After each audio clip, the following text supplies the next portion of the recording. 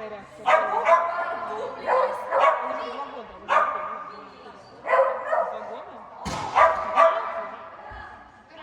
Они же 2 года. Они же 2 года начали лечиться, они лечили, сказали, что в итоге наконец-то поняли, что и он недавно перестал.